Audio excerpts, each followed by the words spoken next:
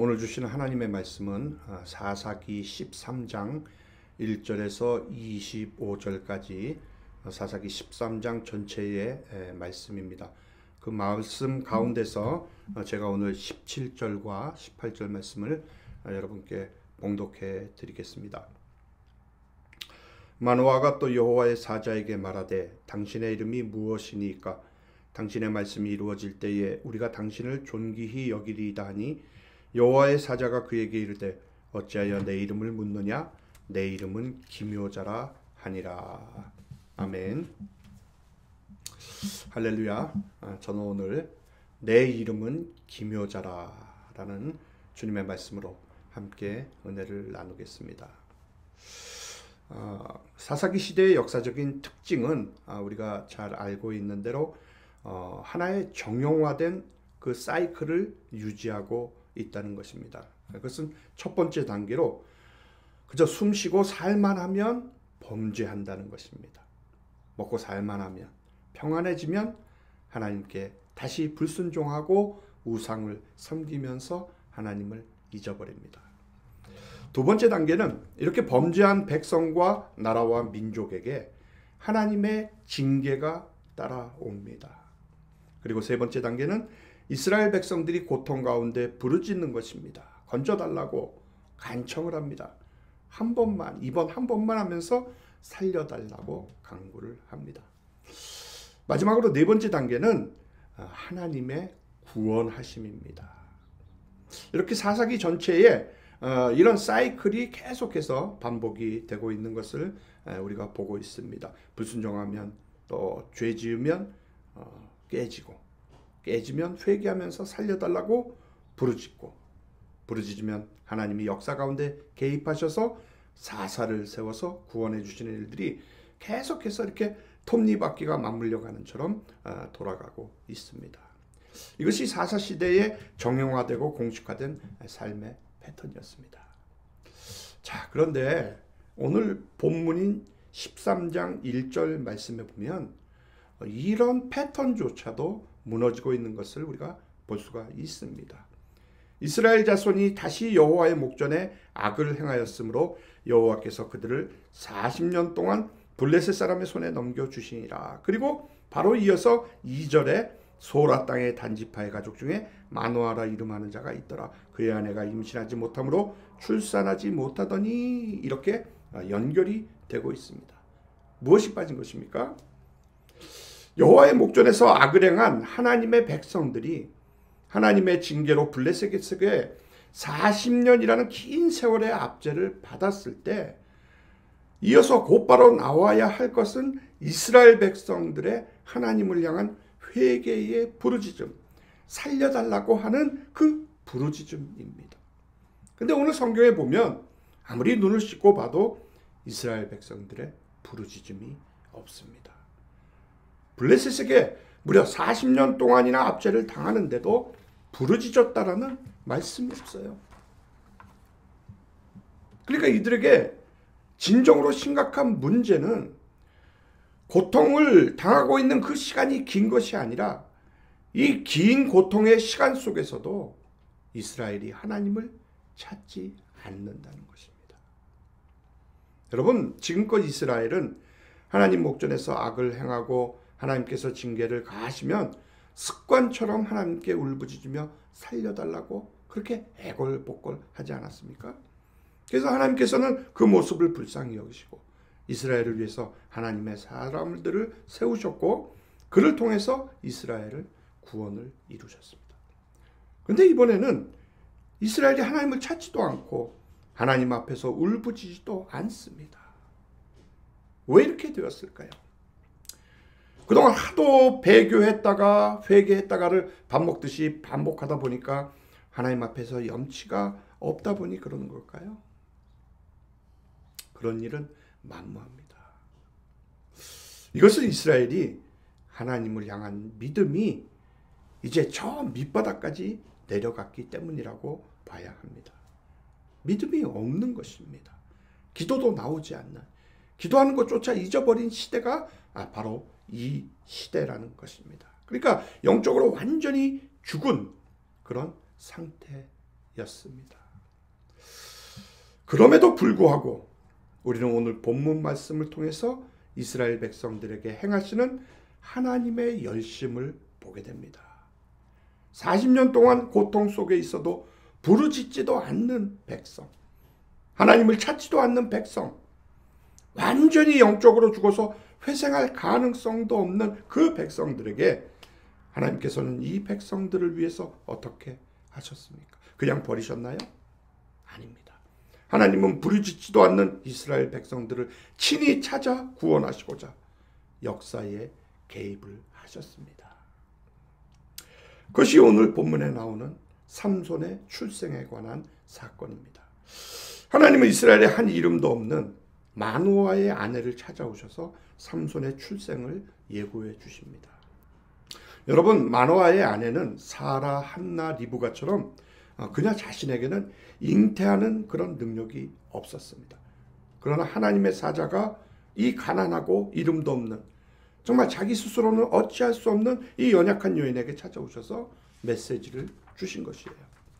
여호와의 사자는 여인이 임신을 하고 아들을 낳을 것이라고 예언을 하는데 그 아이는 나실인, 즉 하나님께 바쳐진 사람이 되어서 후에 이스라엘을 구원할 것이다 라고 이렇게 말씀을 합니다. 보라, 내가 임신하여 아들을 낳으리니 그의 머리 위에 삭도를 대지 말라. 이 아이는 태에서 나옴으로부터 하나님께 바쳐진 나실인이 됩니다. 그가 블레셋 사람의 손에서 이스라엘을 구원하기 시작하리라 하시니.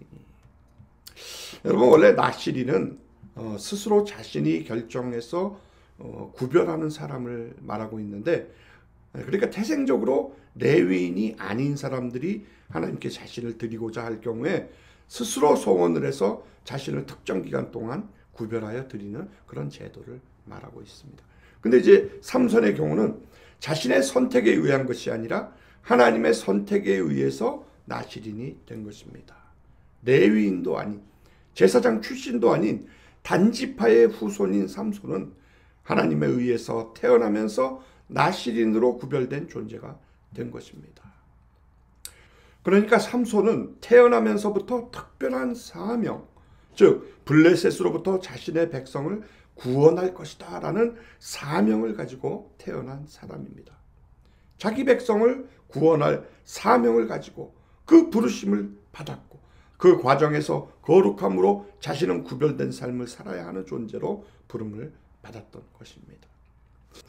자, 놀란 여인은 남편에게 달려가서 하나님의 사자로부터 들은 이야기를 전합니다. 그러나 마노아는 자신의 아내가 들은 이야기를 반신반의하면서 그래서 그는 다시 하나님의 사람을 보내주셔서 태어나라기를 어떻게 키워야 할지 가르쳐달라라고 기도를 합니다. 마노아가 여호와께 기도하여 이르되 주여 구하옵나니 주께서 보내셨던 하나님의 사람을 우리에게 다시 오게 하사 우리가 그 낳을 아이에게 어떻게 행할지를 우리에게 가르치게 하소서 하니. 하나님은 여호와의 사자로 다시 나타나셔서 마노아의 기도를 응답해 주십니다. 마노아는 자신이 대화하고 있는 존재가 정말 범상치 않음을 알고 그의 이름을 묻습니다. 그러자 여호와의 사자는 왜 자신의 이름을 묻느냐고 반문을 하면서 자신을 기묘자라고 소개를 합니다. 여호와의 사자가 그에게 이르되 어찌하여 내 이름을 묻느냐, 내 이름은 기묘자라 하니라. 여러분, 기묘에 해당하는 그 히브리어 단어 펠리는 이해를 초월한, 놀라운, 비밀스러운 이라는 뜻을 가지고 있습니다. 그래서 인간의 이해를 넘어선 자라는 의미가 되는데 원문의 의미를 보면 내 이름을 네가 이해할 수 없다라는 그런 뜻입니다. 천사의 모습으로 나타나신 하나님은 인간의 이해를 뛰어넘는 놀랍고도 아름다운 존재로 자신을 소개하셨습니다. 사랑하는 여러분, 그렇습니다. 우리의 머리로는 여호와 하나님의 존재를 이해할 수가 없습니다. 우리의 삶을 왜 이렇게 인도하시는지 도무지 알 수가 없는 것입니다. 그래서 하나님의 일하심은 우리의 생각과 상상을 뛰어넘습니다. 우리 상식으로는 예수님의 구원을 이해하지를 못합니다. 그냥 믿는 것입니다. 우리는 하나님의 하시는 일을 이해하려 하지 말고 믿으려고 해야 합니다. 우리는 그저 하나님의 말씀대로 순종을 하면 되는 것입니다. 우리가 하나님이 하시는 일을 믿으면 그때 하나님을 이해할 수가 있어요. 하나님의 지혜와 권능은 감히 상상할 수 없는 비밀이기 때문에 우리가 믿을 때에만 이해할 수가 있게 되는 것입니다. 여러분 얼마나 놀랍겠습니까? 만화와는 불꽃이 제단에부터 하늘로 올라가는 동시에 여호와의 사자가 제단 불꽃에 휩싸여 올라가는 것을 보고 자신이 여호와의 사자, 즉 하나님을 보았으니 자신이 죽게 될 것이라고 두려워합니다. 그저 그의 안에는 여호와께서 우리를 죽으시려면 우리의 번제와 소제를 받지 않으셨을 것이며 이 놀라운 광경도 보게 하지 않으셨을 것이라고 말을 하면서 남편을 진정시킵니다. 그리고 이 일 후에 마노아의 아내는 여호와의 사자의 말대로 아들을 낳았습니다. 그리고 그의 이름을 삼손이라고 지었는데 삼손은 작은 태양이라는 뜻입니다. 그래서 이름 그대로 삼손은 작은 태양처럼 힘과 용기와 정열로 블레셋과 싸운 이스라엘의 큰 용사가 되었습니다. 사랑하는 여러분, 하나님이 마노아 부부에게 자녀를 허락하신 것은 자녀를 통해서 복을 누리도록 하시는 것 그 이상의 의미가 있습니다. 하나님은 이스라엘을 구원하시는 일에 이 아이를 사용하시고 그 일을 이루시기 위해서 이 가정에게 특별한 은혜를 베푸셨습니다. 그래서 이 아이가 구별될 삶을 살도록 나시린으로 부르신 것입니다. 그러므로 우리가 진짜 인생을 살려면, 나에게 주어진 그 인생을 제대로 살아가려면 내가 왜 이 땅에 있는지, 내가 여기 왜 이 모습으로 살고 있는지 나의 방향을 제대로 알아야 합니다. 우리는 그냥 우연하게 태어난 존재들이 아닙니다. 하나님이 계획하셨고 하나님의 그 뜻에 따라 우리를 사용하시기 위해서, 하나님의 그 선하신 뜻을 이루기 위해서 우리를 여기에 두셨습니다. 그냥 나 자신만을 위해서 살라고 하신 것이 아니라는 얘기입니다. 여러분에게 있는 능력, 여러분에게 있는 재능, 왜 하나님이 그런 능력과 재능을 주셨는지 여러분 한번 생각을 해보십시오. 왜 힘을 주시고 시간을 주시고 재물을 주시고 생명을 주셨을까? 왜 크신 은혜로 주님을 만나게 하셨고 주님 안에서 참 생명을 얻어서 그 사랑 안에서 살게 하셨을까? 왜 우리에게 이런 말도 안 되는 큰 은혜를 베푸셨을까? 이 땅에서 내가 내 꿈을 이루라고 주셨겠습니까? 이 땅에서 나를 위해서 살라고 그러셨을까요? 우리가 이것을 생각하지 않으면 우리는 우리의 인생을 낭비할 수밖에 없습니다. 그러므로 여러분을 향한 하나님의 계획이 무엇인지를 오늘 생각해 보시기 바랍니다. 그냥 당연하게, 그냥 이유 없이 나에게 주어진 것은 없습니다. 나에게 있는 것을 내가 어떻게 하나님의 영광을 위해서 사용할 수 있을지, 내가 어떻게 하는 것이 하나님의 뜻에 맞는 것인지를 생각해 보시기를 바랍니다. 그렇지 않으면 우리는 나의 삶을 나의 위한 목적으로, 내 개인을 위해서 그렇게 살게 되는 것입니다. 인생을 낭비하게 되는 것입니다. 여러분, 그런 삶에서 돌이키기 위해서 우리는 마노아가 했던 질문을 반복해서 해야 합니다. 하나님, 어떻게 행할지를 우리에게 가르치소서. 우리가 어떻게 해야 할까요? 우리가 어떻게 해야 하나님께 영광이 될까요? 어떻게 해야 우리의 인생이 낭비하지 않을 수가 있을까요? 하나님, 제가 어떻게 하기를 원하십니까? 여러분, 그런데 우리가 어떻게라고 질문을 할 때 성경은 우리에게 그렇게 구체적으로 세세하게 답을 해주지는 않습니다. 삶에서 만나는 그 수많은 구체적인 상황에 대해서 다 답을 할 수 없기 때문에 그렇습니다. 만약에 그렇게 한다면 성경을 기록할 수도 없고 보관할 수도 없을 것입니다. 그러기에 우리가 가지는 그 수많은 질문들에 대해서 하나님은 다 답을 하지 않으십니다. 하지만 하나님은 그 모든 질문에 답하는 대신에 하나님이 그 모든 질문에 답이 되심을 말씀을 하십니다. 그러므로 우리가 할 일은 그 하나님을 더 알고 그 하나님께 더 집중을 하는 것입니다. 사랑하는 성도 여러분, 오늘 삼손의 출생의 이야기가 이것을 우리에게 정말 그림자처럼 보여줍니다. 우리에게 오신 진짜 구원자, 유일한 구원자를 생각하게 하는 것입니다. 하나님을 보는 자는 죽을 수밖에 없지만 하나님은 그런 자들과 함께 하시기 위해서, 그들과 가까이 하시기 위해서, 그들을 구원하시기 위해서 이 땅에 내려오셨습니다. 삼손은 부족한 구원자로 그 일을 온전하게 행할 수는 없었지만 완전한 구원자이신 우리 예수님은 완벽하게 그 일을 행하셨습니다.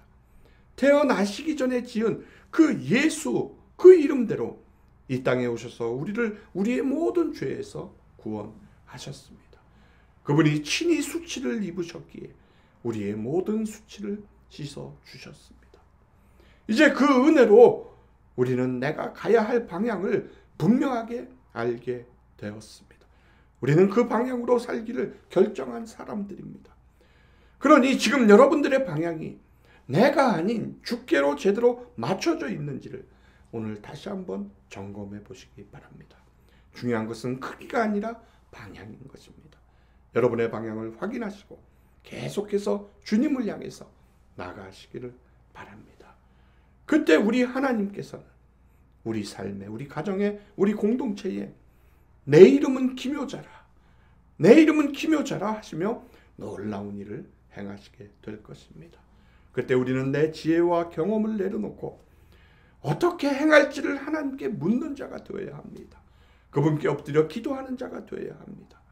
그때 우리 삶에 기묘자 하나님이 역사하게 되는 것입니다.